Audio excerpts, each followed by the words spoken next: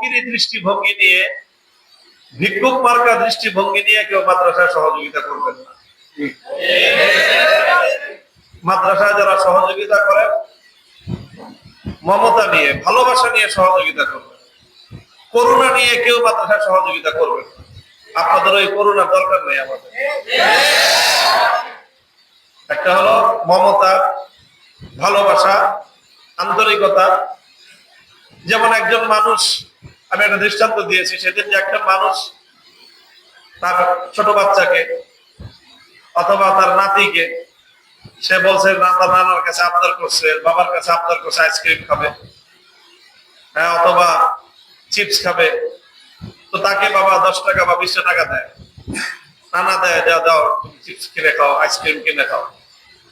আর একটা ভিক্ষুক ভিক্ষা চায়, বলে যে আমাকে না খেয়ে আছি, সাহায্য করো।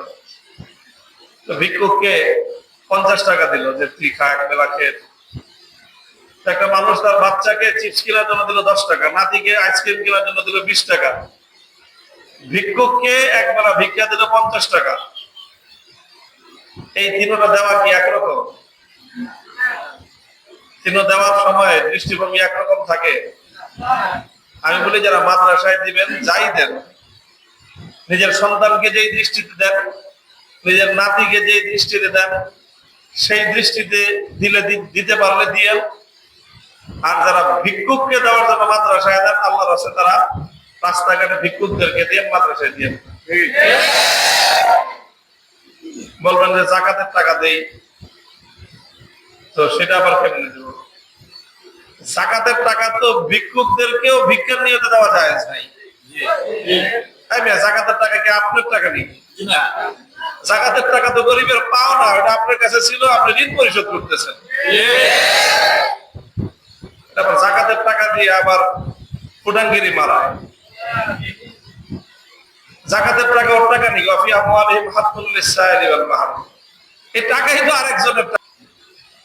যাই হোক, মূল কথা যেটা আমার, যে এটা শুধুমাত্র যারা সহযোগিতা করে তাদেরকে না, মাদ্রাসার ছাত্র শিক্ষকদেরকেও হইতে হবে। তোমার নির্দেশে, তোমার কমান্ড ফলো করে, তোমার দিক নির্দেশনা অনুসরণ করে তোমার গোটা জাতি যেন পরিচালিত হতে পারে। প্রথম তোমার সেই মাইন্ডসেট করো, তোমার মানসিকতা পরিবর্তন করো। দ্বিতীয়ত সেই যোগ্যতা অর্জন করো, যে যোগ্যতার মাধ্যমে গোটা জাতিকে নেতৃত্ব দেওয়া যায়। মাদ্রাসার হুজুররাও সেইভাবেই আপনাদের সন্তানদেরকে গড়ে তোলেন। অবশ্যই আল্লাহর কোরআন এবং নবীর সুন্নাহ ভিত্তিক ইসলামী শিক্ষা ব্যবস্থার মধ্যে সেই সর্বব্যাপিতা, সেই পূর্ণাঙ্গতা রয়েছে, যে পূর্ণাঙ্গতার মাধ্যমে আমরা এই শিক্ষার মাধ্যমে শুধুমাত্র সেটাকে যথোপযোগী পন্থায় যদি আমরা উপস্থাপন করতে সক্ষম হই, এই শিক্ষার মাধ্যমে জাতিকে নেতৃত্ব দানকারী যোগ্য নেতৃত্ব সৃষ্টি হতে পারে। অন্য সব ব্যবস্থা ফেলুয়ার।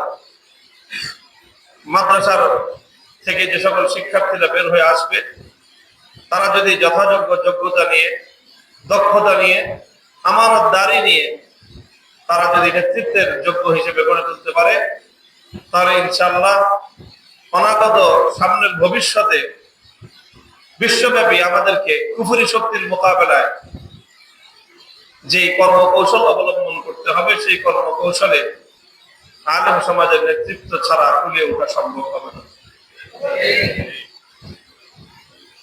আল্লাহ পাক রব্বুল আলামিন আমাদেরকে বুঝবার, আমল করার তৌফিক দান করেন।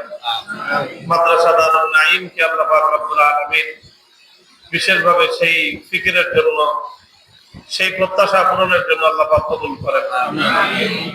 ওয়া আখিরু দাওয়ানা আলহামদুলিল্লাহি রাব্বিল আলামিন।